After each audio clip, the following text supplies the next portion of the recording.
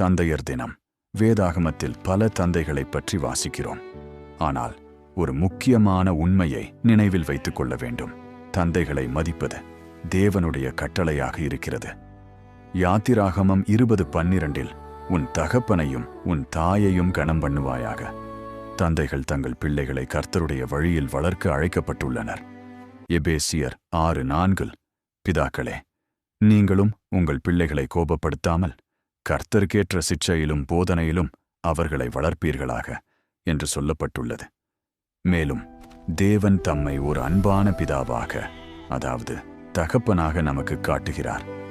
சங்கீதம் 103:13 தகப்பன் தன் பிள்ளைகளுக்கு இறங்குகிறது போல கர்த்தர் தமக்கு பயந்தவர்களுக்கு இறங்குகிறார். எனவே இன்று உங்கள் தந்தைக்கு நன்றி சொல்லுங்கள். ஒரு நாள் மட்டுமல்ல, ஒவ்வொரு நாளும் நம் தந்தைகளை மதித்து அவர்களுக்காக ஜெபிப்போம்.